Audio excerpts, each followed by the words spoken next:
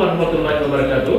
Perkenalkan, nama saya Husain Hanafi SPD. Saya salah satu guru bahasa Indonesia di SMA Negeri 2 Kaimana dan sebagai mahasiswa PPG dalam jabatan Angkatan 2 tahun 2023 di Universitas Sarjana Wiyata Taman Siswa Yogyakarta. Hari ini saya akan melaksanakan ujian kinerja. Berikut video pembelajaran saya.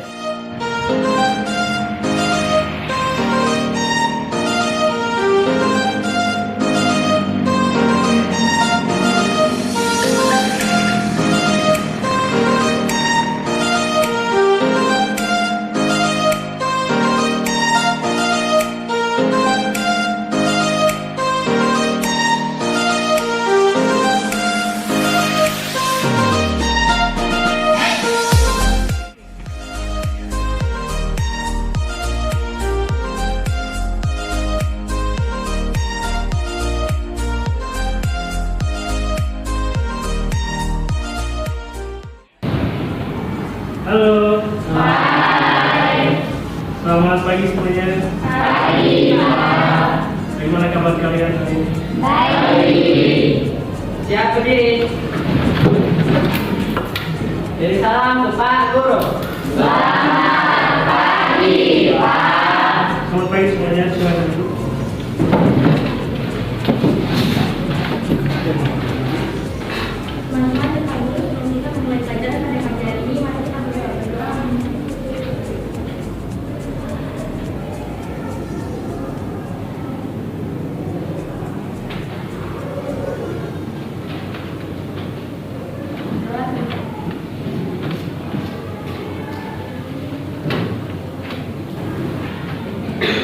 Iqbal dulu ya. Saya absen dulu. Rahman. Ahmad. Ade.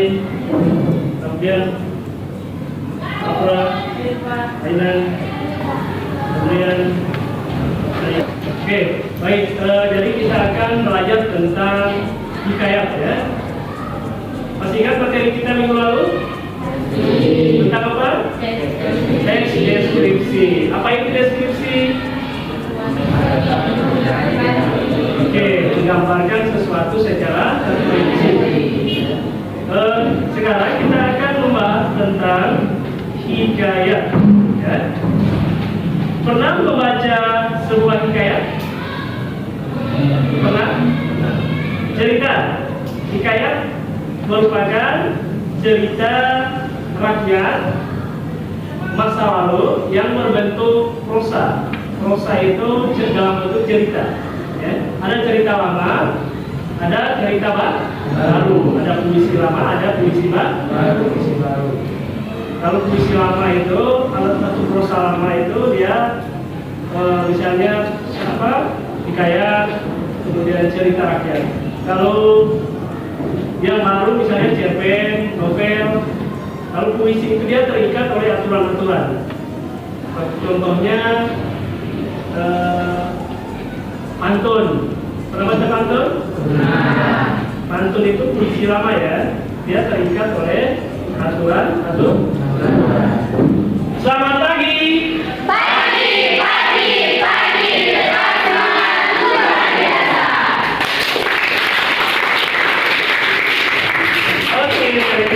Ini pengertian daripada hikayat. Hikayat adalah salah satu karya sastrawan yang berbentuk prosa. Hikayat biasanya mengisahkan tentang kehidupan dari keluarga istana atau raja-raja.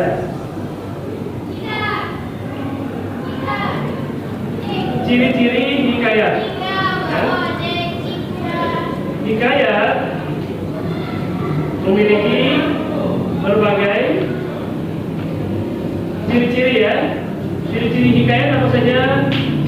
Yang pertama, menggunakan bahasa Melayu. Yang kedua, kosakatanya sulit dimengerti.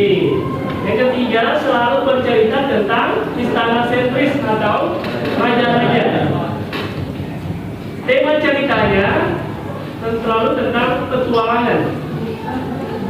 Kemudian anonim. Apa itu anonim? Tidak ada nama pengarang atau nama penulis. Jadi dalam hikayat itu tidak ada nama penulis karena cerita itu dari mulut ke mulut. Oke, baik. Lalu akan putarkan salah satu hikayat.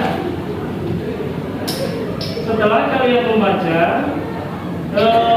mengamati video, kemudian tentukan unsur-unsur intrinsik dan ekstrinsik yang ada di dalam video tersebut. Zaman dahulu, di negeri yang tak berantah, hidup suami istri yang sangat miskin karena disumpahi oleh Batara Indra dan sangat dibenci orang. Setiap kali mereka mengemis di pasar dan kampung, mereka dipukuli dan diusir hingga ke hutan. Oleh karena itu, tinggallah sepasang suami istri itu di hutan dan memakan batang kayu dan buah-buahan. Setelah beberapa lama, istri si miskin hamil selama 3 bulan. Sang istri ingin sekali makan buah mangga yang ditanam di tanah raja. Si miskin pun terketuk hatinya karena dahulu ia berkeindahan waktu menjadi raja. Ia tidak ingin memiliki anak, namun sekarang ia akan memiliki anak dan berkata, "Istriku, apa ibu menunggu? Aku tidak tahu tentang masa lalu kita. Jangan meminta sesuatu. Kita tidak bisa mengambil buah mangga yang ada di taman raja." Setelah istrinya mendengar perkataan suaminya itu, ia semakin menangis. Lalu suaminya berkata, "Nah, istriku, jangan menangis. Aku akan mencarikan buah mangga itu dan memberikannya padamu." Istrinya pun berhenti menangis. Lalu si miskin pergi ke pasar mencari buah mangga. Setelah sampai di pedagang buah mangga, ia ragu untuk meminta buah mangga karena ia takut orang akan memukulinya. Pedagang buah mangga pun bertanya, "Hai miskin, apa yang kamu inginkan?" "Jika Tuhan mempunyai belas dan kasihan, berikanlah saya sebiji buah mangga yang sudah Tuhan." Orang yang berada di pasar pun menjadi iba karena mendengar kata-kata si miskin itu. Lalu orang yang berada di pasar tersebut memberikan si miskin buah mangga, makanan, dan bahkan Sudah kan? Oke. Bagus tidak ceritanya? Apa kira-kira yang Anda simak dari video tadi? Apakah unsur intrinsik yang kalian dapatkan dari cerita tadi? Ada tidak pesannya? Ekstrinsik? Ya, coba silakan. Unsur intrinsik apa kira-kira? Coba. Atau unsur ekstrinsik apa yang didapatkan dari cerita tadi? Ada tidak tema? Atau latarnya? Latarnya di mana? Latarnya di mana cerita tadi? Rifka, Afra, silakan. Di mana ceritanya Afra? Latar tempatnya di mana?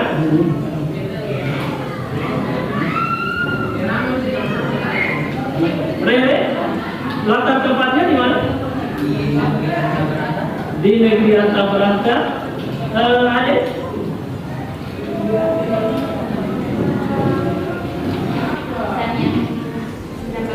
Yang saya dapat dari video tersebut, jangan seperti menyerah, segala sesuatu. Oke, tepuk tangan dulu buat Afra. Jadi pesannya kita harus berusaha, jangan menyerah dengan keadaan, tapi kita harus berusaha untuk menjadi lebih baik. Ya? Oke, sekarang boleh duduk kelompok, boleh di atas kelompok, diilingkan saja atau bagaimana?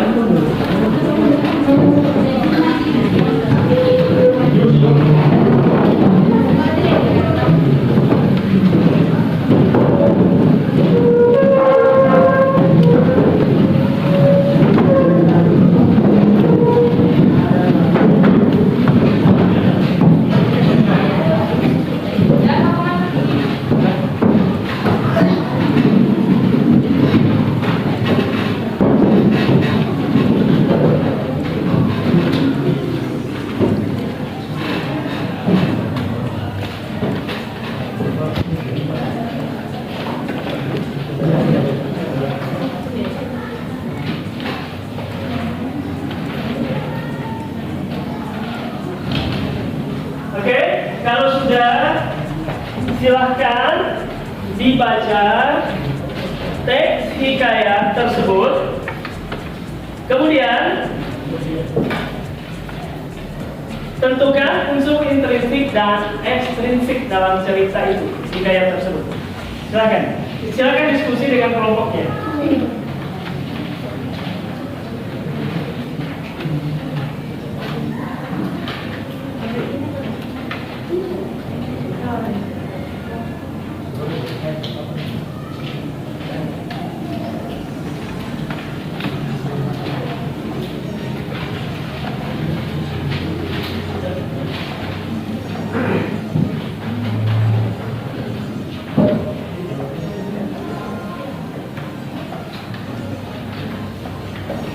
Nanti kalau sesudah jawab, sudah tentukan unsur intrinsik dan ekstrinsik. Setelah itu kalian akan membuat hikayat itu menjadi sebuah cerpen. Gitu ya? Oke, silakan.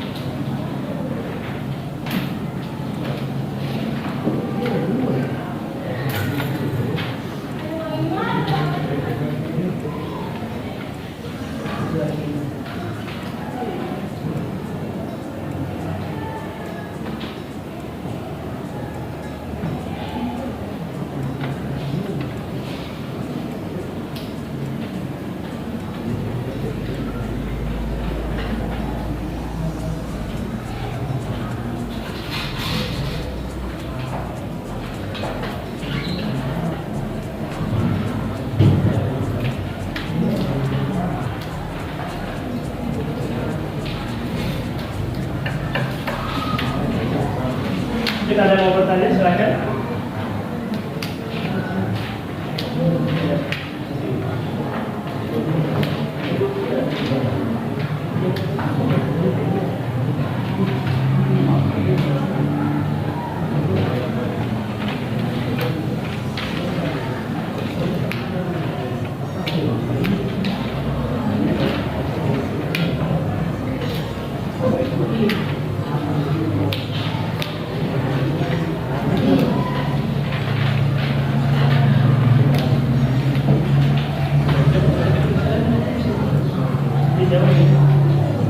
Di mana tadi kertas jawaban?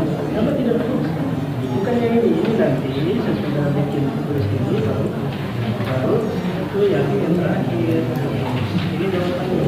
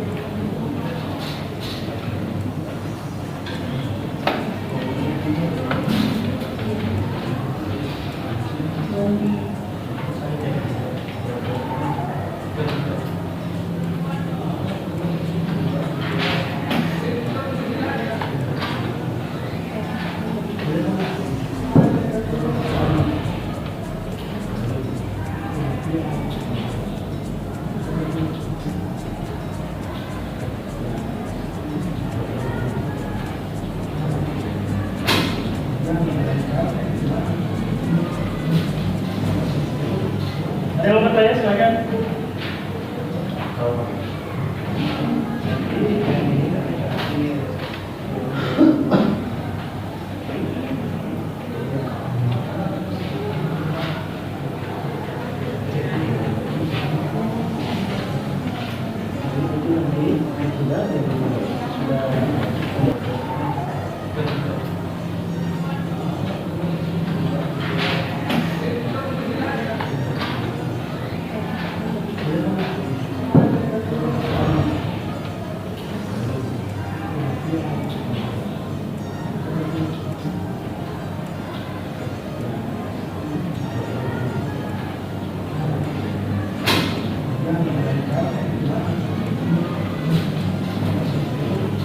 Ada yang mau bertanya silakan.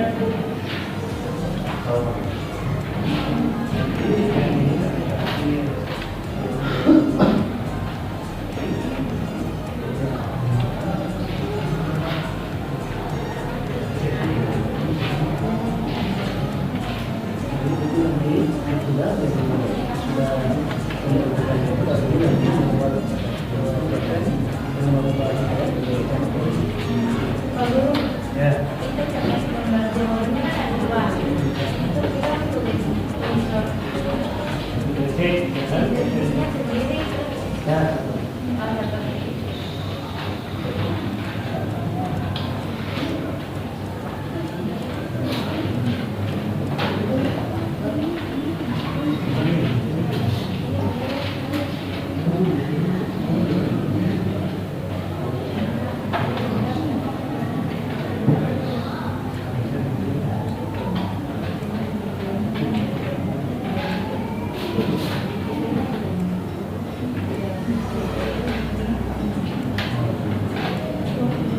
Kalau sudah, kita mulai masing-masing kelompok membaca hasil diskusi kelompoknya.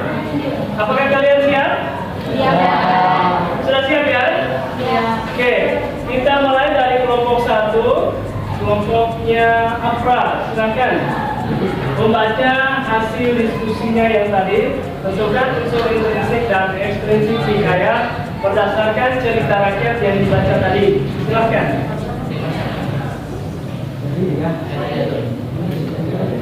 Ya, berdiri saja. Oke, kelompok yang lain mohon dengarkan baik-baik penjelasan dari kelompok 1. Silakan. Assalamualaikum warahmatullahi wabarakatuh. Waalaikumsalam warahmatullahi wabarakatuh. Ini kami dari kelompok 1 ingin mempresentasikan hasil diskusi kami tentang unsur intrinsik dan Ekstrinsik hikayat. yang pertama yaitu tema kutipan hikayat si miskin yaitu nasib boleh negara karena miskin atau penderitaan orang miskin ketika menghadapi kesulitan hidup. Bukti yang Adinda jangan menangis karena kita orang nyata gimana? Dalam kutipan hikayat miskin, unsur ekstrinsik yang menonjol dalam kutipan hikayat yaitu nilai moral. 1. Selesai terhadap saudara bercerita dalam suasana apapun. 2. Menuduh orang lain menganiaya tanpa bukti yang jelas sangat menyakitkan. Oke, tepuk tangan dulu buat kelompok 1. Masih semangat? Berikut kelompok 2, silakan baca hasil diskusinya.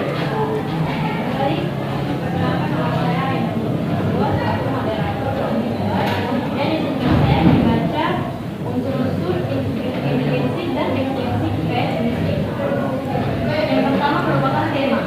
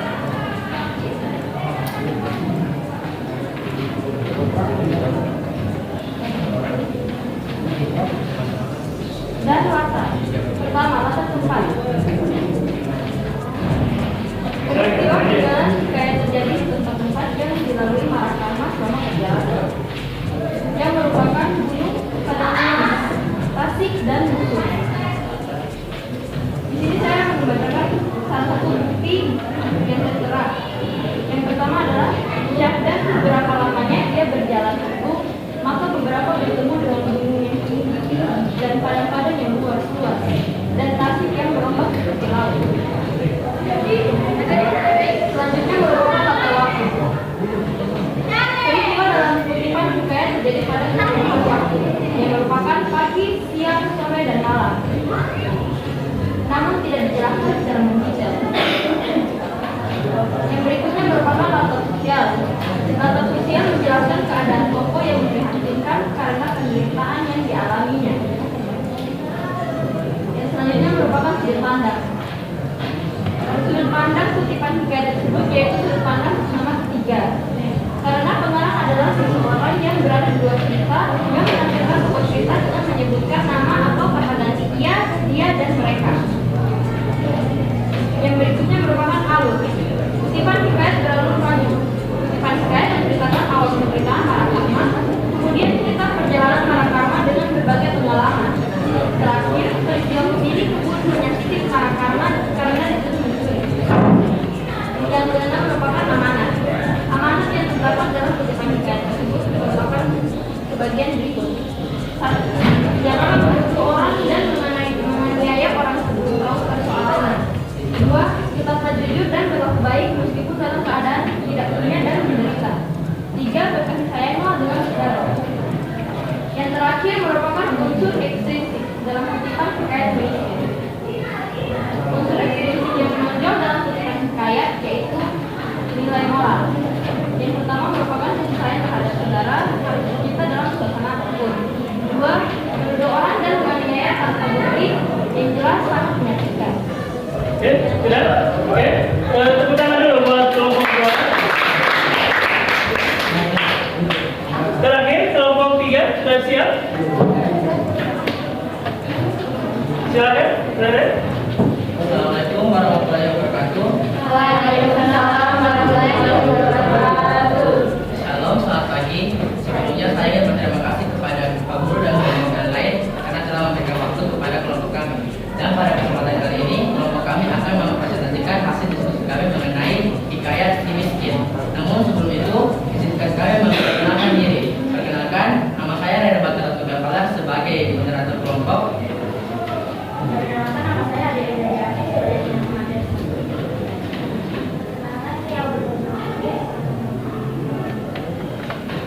Perkenalkan, nama saya Istri Yusra sebagai pengajar.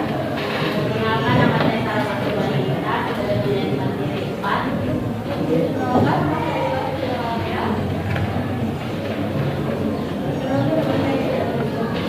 Oke, lanjut silakan. Oke, dan unsur intrinsik akan dibacakan oleh teman kelompok saya yaitu Dia, Audia, dan Yoni. Waktu dan tempat saya persilakan. Unsur intrinsik. Kasih dua saudara karena miskin atau penderitaan orang miskin ketika mengatasi kebutuhan hidup atau orang miskin selalu menderita dalam mengatasi kebutuhan hidup. Bukti, jangan ada jangan menangis karena kita orang terlambat. Manakah kita boleh mendapat itu? Tapi kita orang sudah membuang orang lain. Contoh, akan dibaca.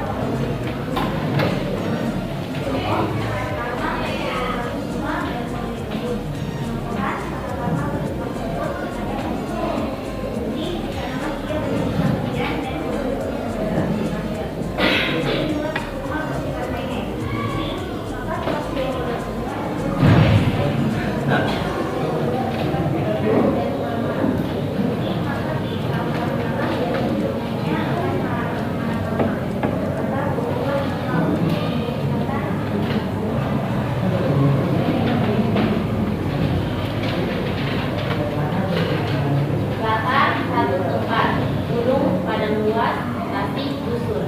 2. Waktu, pagi, siang, sore, malam. 3. Sosial, keadaan tokoh yang memprihatinkan. Sudut pandang, orang ketiga. Tanda kutip, iya. Alur, maju. Amanat, jangan menuduh orang atau menganiaya seseorang. Tetap jujur dan baik, berkasih sayanglah dengan saudara.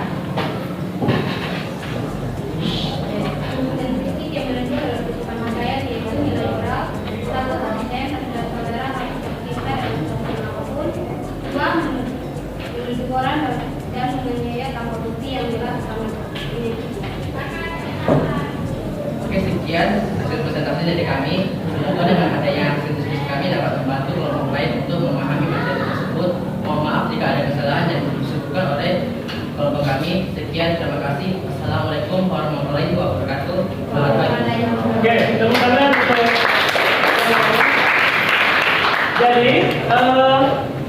kalian sudah mampu menjawab tentang unsur intrinsik dan ekstrinsik hikayat.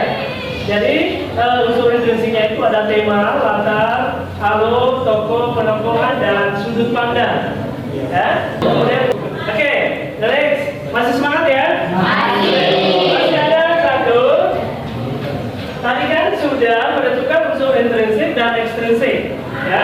Setelah itu, yang kedua kalian merubah teks hikayat tersebut, ya, hikayat si miskin tadi yang sudah ditentukan unsur intrinsik dan ekstrinsik, merubah ke dalam bentuk cerpen. Ya, bisa ya? Oke, silakan. Waktunya 15 menit, bisa? Oke, silakan. Tentang ini-nya ditulis nama kelompoknya.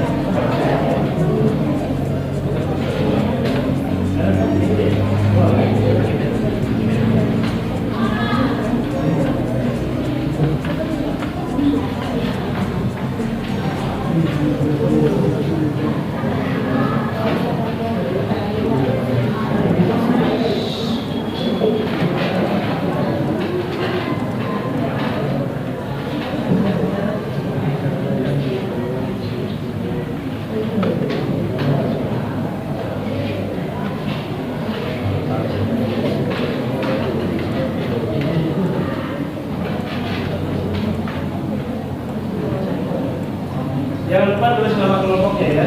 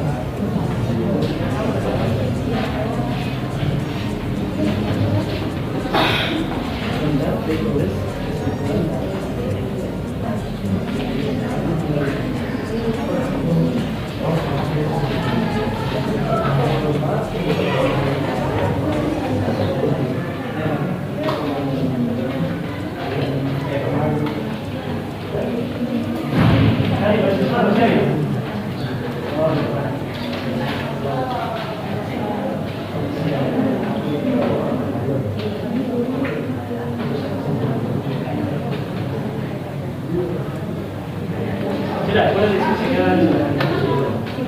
Silakan diskusikan dengan temannya ya.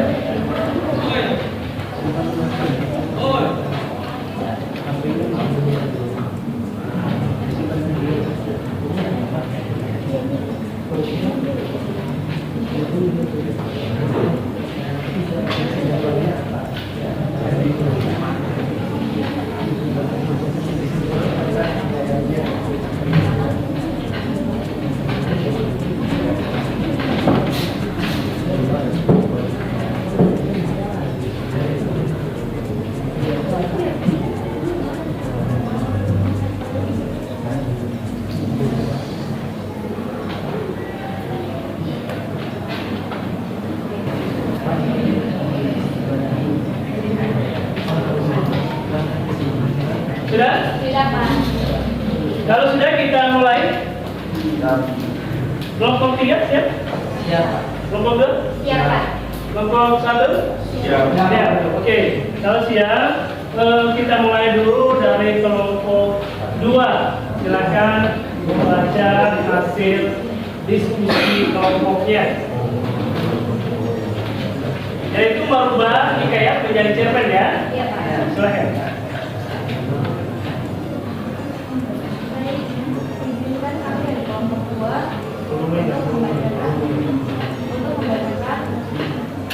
hasil diskusi kami. Dan sebagai pertama saya, Tiara akan membacakan bagian pertama.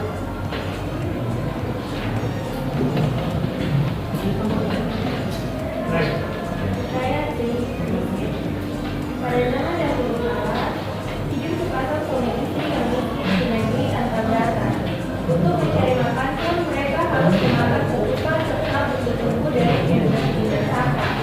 Suatu hari, istri si miskin yang sedang hamil ingin memakan mempelai dari raja.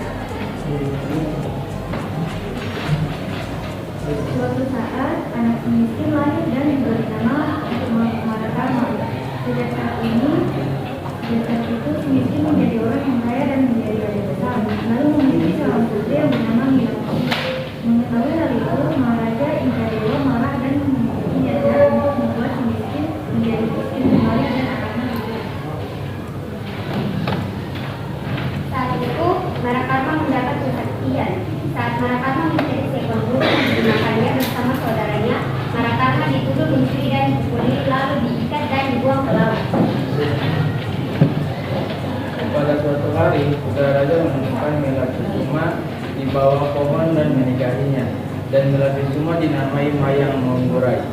Sedangkan Marakarma ditemukan oleh seorang putri yang diculik raksasa, dan mereka berhasil mengalahkan raksasa tersebut dan segera melarikan diri. Oke. Nanti ada kelompok lain bisa secara lisan atau dibaca. Ada yang bisa secara lisan, secara langsung. Bisa tidak? Oke, next dulu, lanjut, silakan. Namun saat menemui seorang nakoda, Marakarma justru ditelantarkan di pantai dan ditemukan oleh nenek kebaya. Beberapa saat kemudian, Marakarma mengetahui bahwa Mayang Manggurai adalah saudaranya. Nakoda itu pun ditangkap dan Marakarma menikahi putri tersebut. Kali kembali ke kerajaan, semua telah menjadi seperti ibunya pun menjadi pencari kayu bakar.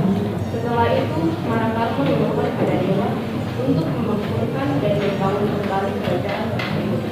Akhirnya, semua dikabulkan. Mendengar berita tersebut, Maharaja Indradewa marah dan Indradewa berperang. Akhirnya Maharaja Indradewa tewas dan semua menjadi mati. Selain itu, Marakarma menjadi sultan dan sultan. Sudah? Sudah? Cukup? Oke, kita dulu buat Pak Guru berikan kesempatan kepada masing-masing kelompok untuk apa kesimpulan daripada materi kita hari ini, ya? Apakah kalian sudah siap? Siap ya? Ya. Saya persilakan kelompok 3, silakan memberikan kesimpulan secara keseluruhan dari materi kita tentang hikayat. Oke, kesimpulan yang dapat diambil dari pembelajaran kita pada hari ini adalah hikayat adalah cerita rakyat yang bersifat anonim, terdiri atas dua unsur, yaitu unsur intrinsik dan ekstrinsik, dan menceritakan kehidupan kerajaan di masa lalu. Dan pada kesempatan kali ini kita semua dapat belajar cara membuat cerpen yang diadaptasi dari hikayat tersebut. Jadi, Oke, demikian. Tepuk tangan dulu buat. Jadi seperti yang sudah disampaikan oleh masing-masing kelompok. Jadi yang pertama, setelah kita mempelajari hikayat, kita bisa tahu apa itu hikayat dan apa itu cerpen, ya kan? Ya. Yang mana cerpen dan hikayat sama-sama adalah cerita, tetapi ada hal-hal yang membedakan, yaitu dari segi kosakatanya. Ya kan? Kalau hikayat menggunakan bahasa Melayu, sementara cerpen menggunakan bahasa Indonesia yang baik dan benar. Kemudian di dalam hikayat itu banyak unsur-unsur yang terdapat di dalamnya, ya kan? Atau ciri-ciri yang ada di dalam hikayat. Kemudian ada nilai-nilai, yaitu nilai moral dan nilai sosial dan lain-lain. Oke, jadi dengan kita mempelajari teks hikayat, kita bisa tahu unsur intrinsik dan unsur ekstrinsik hikayat. Demikian untuk pertemuan kita pada pagi hari ini. Mudah-mudahan materi ini bermanfaat buat kalian semua. Akhir kata aku mengucapkan selamat siang, assalamualaikum, selamat pagi, assalamualaikum warahmatullahi wabarakatuh.